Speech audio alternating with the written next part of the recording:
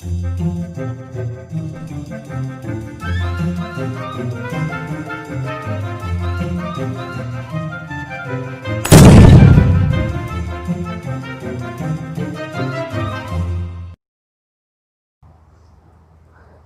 Students, this is Manish Pareek in front of you. तो students, last class में हमने बात किया था केमिकल काइनेटिक्स पे, ऑर्डर ऑफ रिएक्शन पे, और हमने बात की थी रेट कांस्टेंट की यूनिट्स पे कि कैसे हम रेट कांस्टेंट की जो यूनिट है वो निकालते हैं। Zero order, first order, second order सबके लिए हमने निकाल ली थी। आज की जो वीडियो है उसमें हम बात करेंगे नेक्स्ट टॉपिक पे हमारे केमिकल काइनेटिक्स पे, जो कि क्या है हमारा मॉलिक्यूलैरिटी ऑफ रिएक्शन। तो आज हम पढ़ेंगे मॉलिक्यूलैरिटी ऑफ रिएक्शन। समझते हैं इसको डेफिनेशन से कि क्या है molecularity of reaction. The number of reacting species means कोई भी रिएक्टिंग स्पीशीज हो सकती है। फॉर एग्जांपल मॉलिक्यूल्स, एटम्स और ions. The number of reacting species which collide simultaneously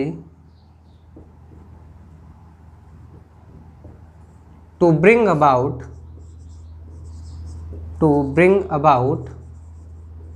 a chemical reaction, known as molecularity of reaction,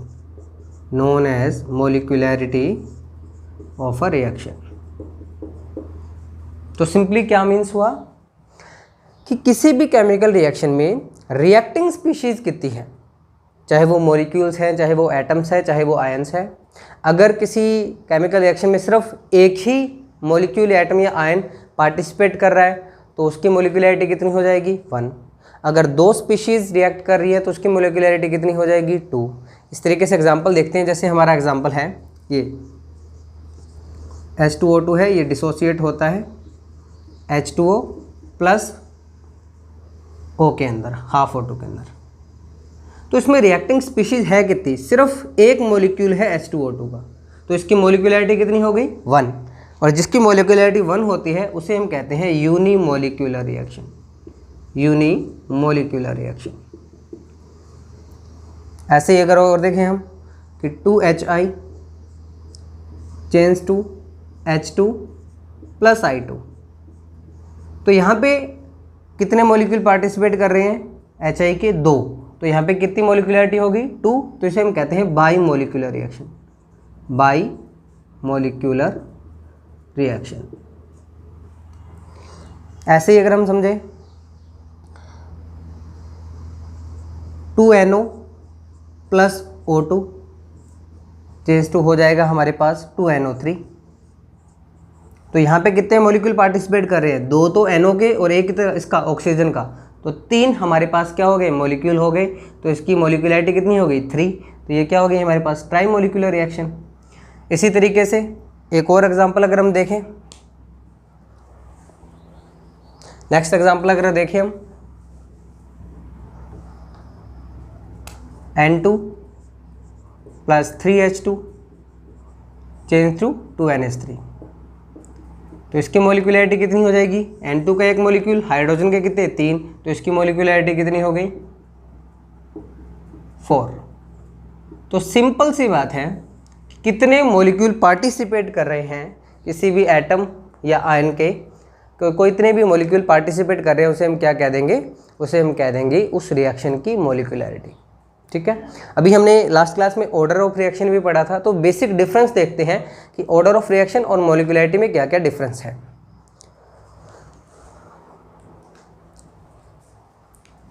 तो देखते हैं हम difference between molecularity of reaction and order of reaction. Difference की बात करते हैं। इधर हम लिखते हैं मॉलिक्यूलैरिटी, इधर हम बात करते हैं order of reaction.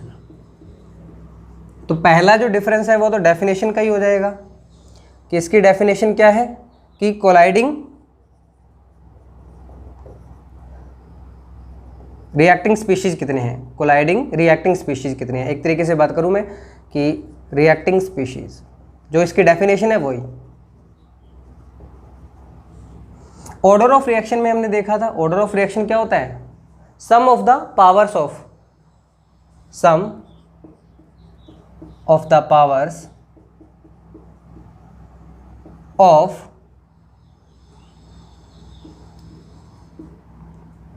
concentration of reacting species represent in rate law expression। तो पहला डिफरेंस तो इनका क्या हो गया, डेफिनेशन का हो गया। सेकंड जो बात है, मोलिकुलैरिटी एक क्या है, थियोरेटिकल कंसेप्ट है। ये क्या है, थियोरेटिकल कंसेप्ट है। लेकिन ऑर्डर ऑफ रिएक्शन क्या है, ये एक एक्सपेरिमेंटल वैल्यू है। ये कैसा है, एक्सपेरिमेंटल है। ये कैसा है, थियोरेटिकल है। ये कैसा है, एक्सपेरिमेंटल है। थर्ड जो बात करें हम कि मोलिकुलैरिटी कभी भी can not be zero, negative and fractional, कि मोलिकुलैरिटी कभी भी जीरो नहीं हो सकती किसी भी रिएक्शन की, ना ही नेगेटिव हो सकती है और ना ही फ्रैक्शनल हो सकती है। बट अगर हम ऑर्डर की बात करें, order can be zero and can be fractional and all these. Zero भी हो सकता है, नेगेटिव तो जनरली नहीं होता, लेकिन फ्रैक्शनल हो सकता है। ये हो सकता है ऑर्डर। नेक्स्ट अगर बात करें हम, इसकी डेफिनेशन होगी, थियोरेटिकल हो गया, फ्रैक्शनल होगी ये वैल्यू।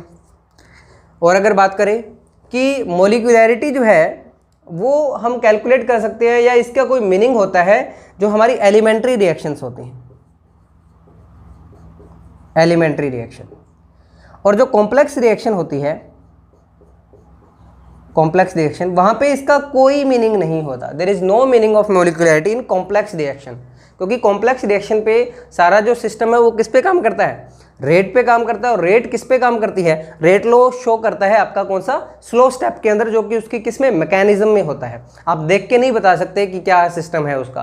तो कॉम्प्लेक्स रिएक्शन के लिए मोलिकुलैरिटी का कोई मीनिंग नहीं है। बट अगर हम बात करें ऑर्डर ऑफ रिएक्शन के लिए, तो ऑर्डर ऑफ रिएक्शन जो है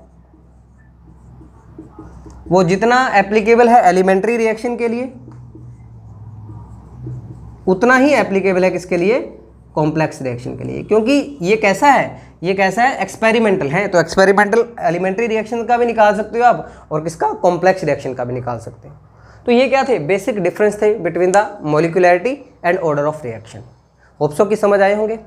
अब हम जो नेक्स्ट टॉपिक पे बात करने जाएंगे, हम बात करेंगे मैकेनिज्म पे। जैसे मैं आपको कह रहा हूँ कि अगर आपको ऑर्डर ऑफ रिएक्शन निकालना है कॉम्प्लेक्स रिएक्शन का, तो हमें उसका क्या निकालना चाहिए, हमें मैकेनिज्म पता होना चाहिए।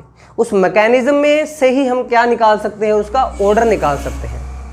तो अब हम देखेंगे कुछ रिएक्शन का क्या मैकेनिज्म देखेंगे, और उस मैकेनिज्म से देखेंगे, पता करेंगे कि इनकी रेट कैसे डिटरमाइन होती है। तो हम देखते हैं हमारा मैकेनिज्म एंड रेट लो आपस में कैसे रिलेट करते हैं। तो कोई एक रिएक्शन का एग्जांपल लेते हैं। जैसे हमारे पास एक रिएक्शन है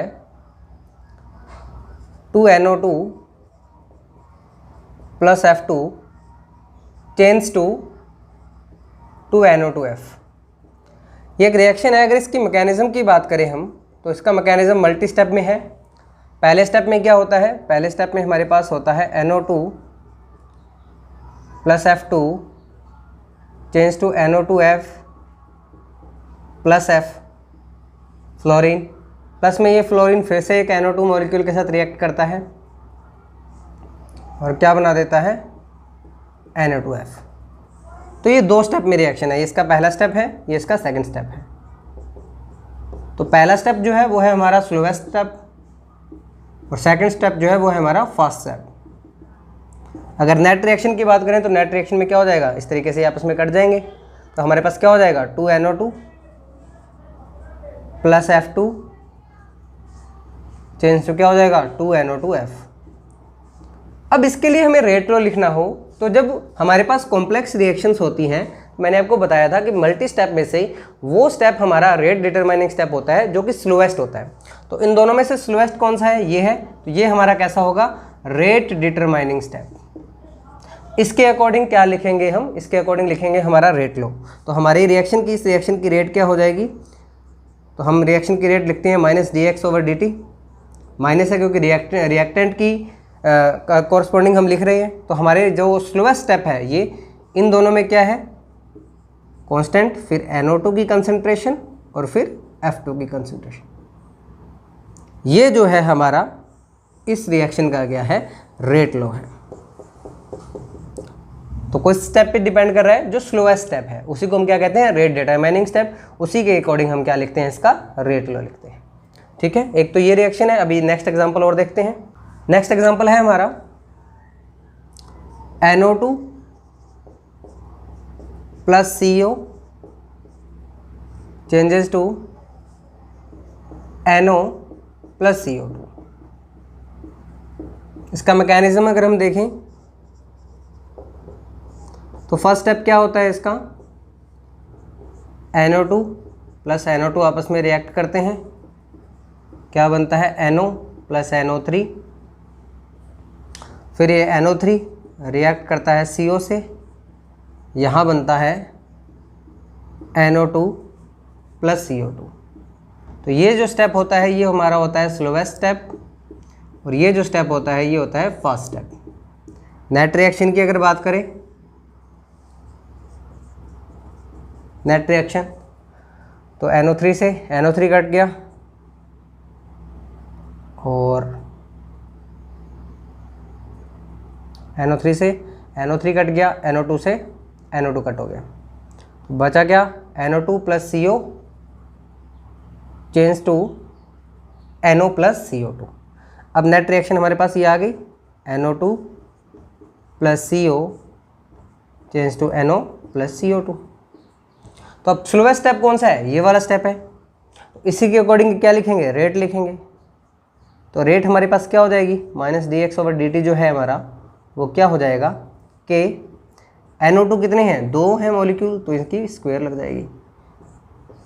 देखो अगर तुम सिर्फ ओवरऑल रिएक्शन देखोगे तो यहाँ पे तो NO2 के 2 मॉलिक्यूल भी नहीं है, तो हम ये डिटरमाइन कर ही नहीं सकते थे इसका रेट लो क्या है। जब हमें मैकेनिज्म पता होगा तभी हम डिटरमाइन कर सकते हैं तो इसका जो हमारा रेट एक्सप्रेशन है वो क्या होगा। तो इस तरीके से लिखते हैं। एक दो और एग्जांपल देखते हैं ताकि और अच्छे से क्लियर हो।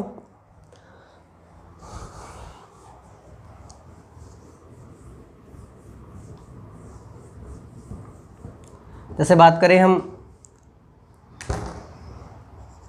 2N2O5 change to 4NO2 plus O2, ये एक रिएक्शन है। इसका मैकेनिज्म देखें, N2O5 change to NO2 plus NO3। This NO3 reacts again with N2O5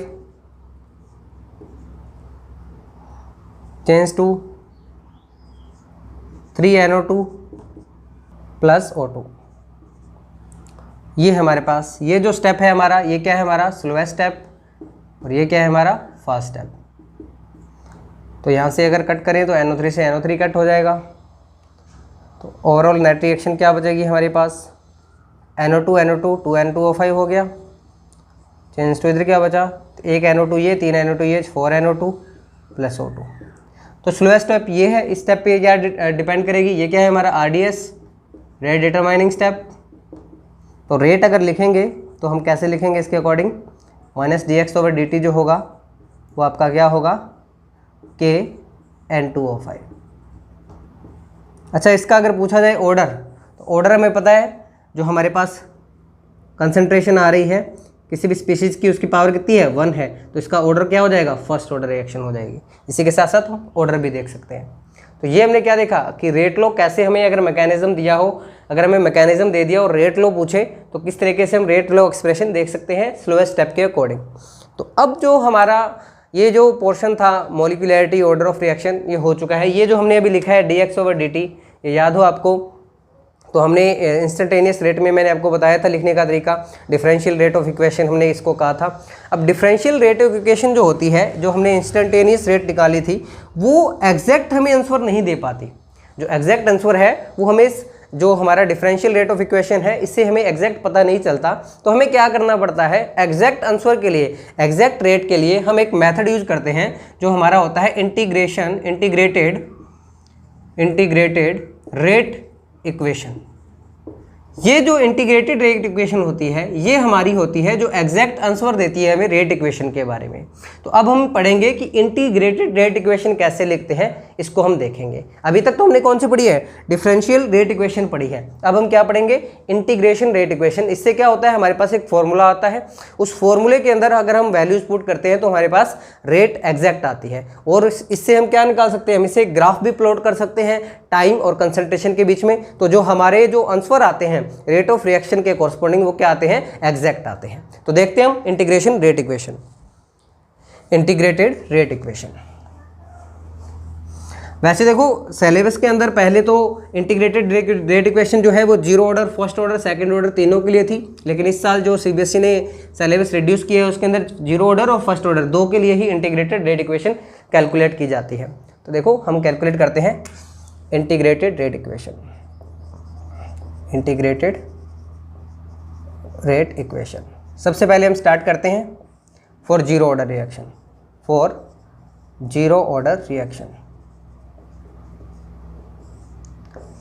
तो जीरो ऑर्डर रिएक्शन में क्या होता है, मान लीजिए ये ए है, ये प्रोडक्ट में कन्वर्ट हो गया। इसकी अगर तक अब तक हमने रेट जो लिखी है वो क्या लिखी है, माइनस डी ए ओवर डी टी बराबर क्या होगा, के ए की पावर कितनी होगी, जीरो ऑर्डर है तो ए की पावर जीरो।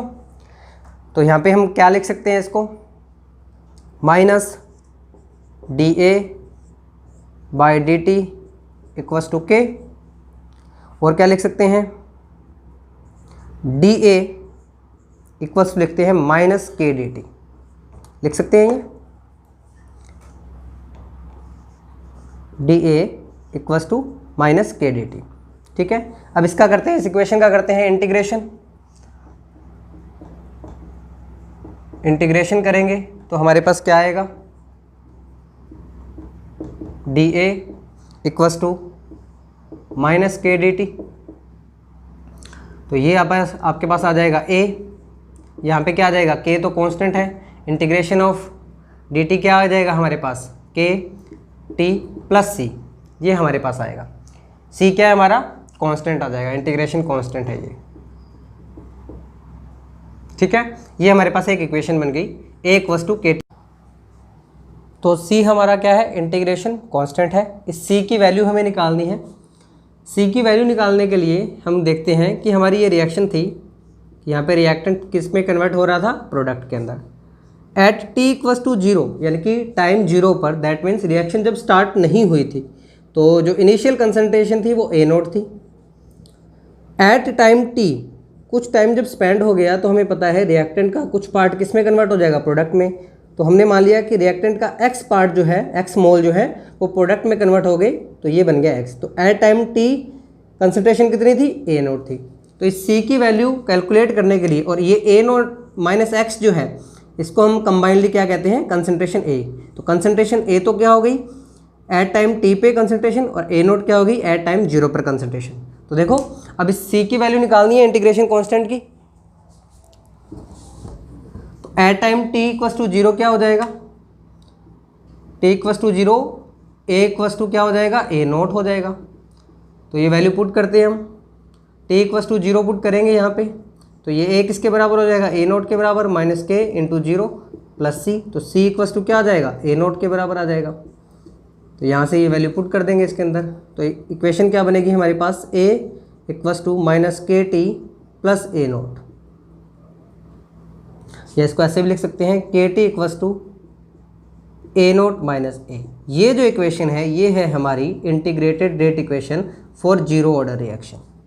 इसको इस तरीके से भी लिख सकते हैं, K equals to A nought minus A by T.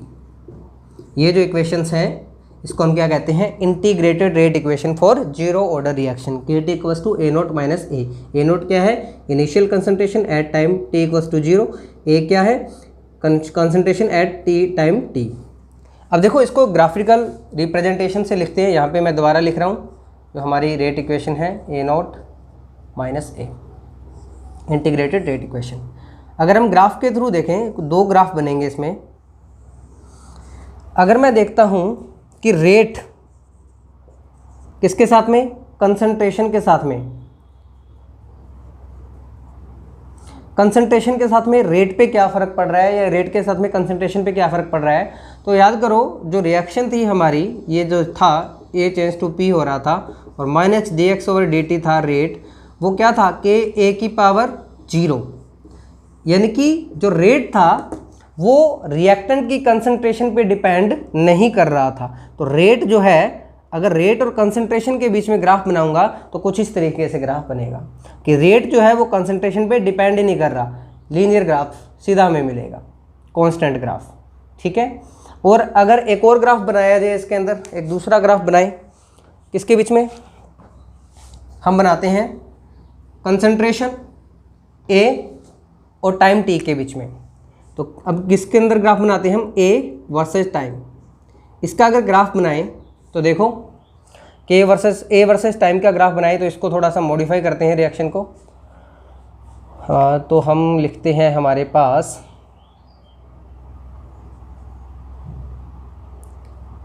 A इधर आ गया,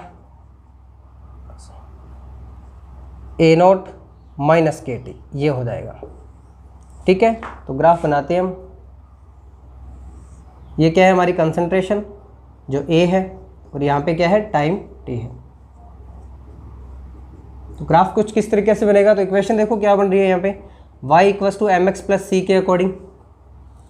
तो y तो हमारा A हो गया, mx, x हमारा T हो गया, तो m हमारा क्या हो गया, -k हमारा क्या हो गया, हमारी स्लोप हो जाती है। तो यहाँ पे स्लोप तो क्या होगी, -k, और c जो है इंटरसेप्ट है वो क्या होगा, A0 होगा, और जो स्लोप है वो किस में आ रही है, -k, यानी कि नेगेटिव में आ रही है। तो ग्राफ कुछ इस तरीके से बनेगा। यहाँ की स्लोप क्या होगी, यहाँ पे स्लोप जो होगी वो होगी हमारी -k, और इंटरसेप्ट जो होगा वो हमारा क्या होगा, A0, इंटरसेप्ट होगा वो क्या होगा, A0। इस तरीके से ग्राफ से रिलेटेड भी काफ़ी क्वेश्चन आते हैं इंटीग्रेटेड रेट इक्वेशन पे। तो ये तो हमने किसकी बात की, फॉर जीरो ऑर्डर रिएक्शन। अब फर्स्ट ऑर्डर के लिए भी हम इंटीग्रेटेड रेट इक्वेशन देखते हैं क्या आएगी। अब हम कैलकुलेट करते हैं integrated rate equation for first order reaction,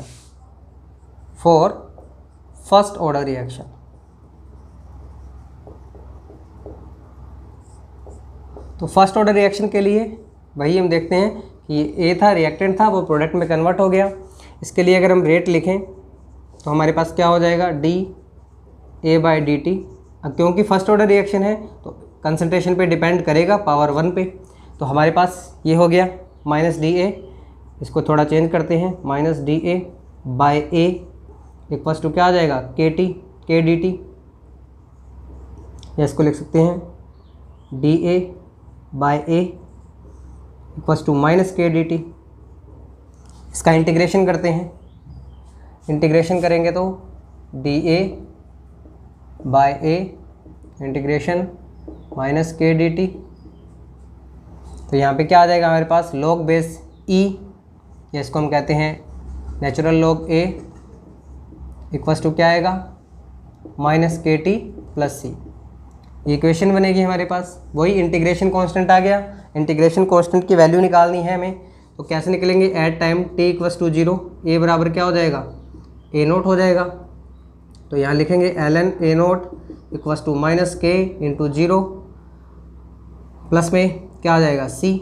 तो C इक्वल्स टू क्या आ गया हमारे पास, नेचुरल log A0। ये हमारे पास C की वैल्यू आ गई। तो ये पुट करते हैं इस इक्वेशन में, तो हमारे पास क्या हो जाएगा, natural log A -kT plus में नेचुरल log A0। ये हमारी जो इक्वेशन है ये इंटीग्रेटेड रेट इक्वेशन है। इसको थोड़ा चेंज कर लेते हैं, चेंज करेंगे तो हमारे पास क्या आ जाएगा, KT equals to ln A0A minus ln A, K equals to क्या आ जाएगा, natural log A0 minus natural log A/T। ये जो इक्वेशन है ये कौन सी है हमारी, ये इक्वेशन है integrated rate equation for first order reaction. इसको थोड़ा और भी चेंज कर सकते हैं कि natural log A0 minus natural log A को क्या लिख सकते हो, ln A0/A, K equals to लिख सकते हो आप 1/T तो है ही है, यहाँ पे नेचुरल log A0/A। इस तरीके से हम लिख सकते हैं। A0 क्या है, इनिशियल कंसंट्रेशन, A क्या है, कंसंट्रेशन एट टाइम T। इसको थोड़ा और सॉल्व करते हैं आगे। ये तो किस में था, log बेस e में था। अगर इसे कन्वर्ट करें log बेस 10 में, तो आपको पता है log बेस e को log बेस 10 में कन्वर्ट करते हैं तो हमारे पास क्या इक्वेशन आ जाएगी, k equals to 2.303/t log a0/a। ये जो इक्वेशन है ये यूज होती है हमारे लिए, बहुत इंपॉर्टेंट इक्वेशन है, integrated rate equation for first order reaction. अगर इसकी बात करूं मैं कि कंसंट्रेशन जो रेट है वो कंसंट्रेशन पे कैसे डिपेंड करती है, कंसंट्रेशन मान लीजिए एक ही बात कर रहे हैं हम, तो किस पे डिपेंड करेगी, ये लीनियरली डिपेंड करती है। रेट जो है वो कैसे डिपेंड करती है, लीनियरली डिपेंड करती है कंसंट्रेशन पे। और अगर इसका भी ग्राफ बनाए हम नेचुरल लॉग ए का या लॉग ए का, किसके साथ में, टाइम टी के साथ में, तो क्या ग्राफ बनेगा, देखो यहाँ बना रहे हैं हम log a और यहाँ पे क्या है टाइम t। इसका ग्राफ बनाएं तो यहाँ स्लोप क्या आ जाएगी, -2.303/k। यहाँ से इक्वेशन से भी आ जाएगी ये, t के साथ में ग्राफ बनाइए अगर log a का, और स्लोप क्या आएगा आपका, और सॉरी जो हमारा इंटरसेप्ट है वो क्या आएगा हमारा, यहाँ पे हमारा इंटरसेप्ट आएगा इधर नेचुरल log a0 या log a0। इस तरीके से ग्राफ बनेगा 2.303/k। तो ये था क्या, integrated rate equation for first order reaction. तो इस तरीके से हमने बात की, आज हमने मोलिकुलैरिटी की बात कर ली, फिर डिफरेंस देखा हमने मोलिकुलैरिटी और ऑर्डर ऑफ रिएक्शन में, फिर हमने मैकेनिज्म देखा, फिर हमने इंटीग्रेटेड रेट इक्वेशन की बात की। तो इस तरीके से वैसे तो इस चैप्टर के अंदर और बहुत सारे पोर्शन थे, कोलिजन थ्योरी थी, आरएनएस कंसेप्ट था, वो सब चीज़ें थी, लेकिन वो चीज़ें जो है इस सेशन में इस साल में हटा दी गई हैं। तो अब इसके बाद जो हम बात करेंगे, हम इनिशियल रेट मेथड पे बात करेंगे कि रेट ऑफ रिएक्शन हम इनिशियल जो कंसंट्रेशन से कैसे निकाल सकते हैं। तो होप सो आज की ये वीडियो आपको समझ आई होगी। अगर आपको ये वीडियो अच्छी लगी तो प्लीज़ शेयर कीजिए, लाइक कीजिए, सब्सक्राइब कीजिए। Thank you so much.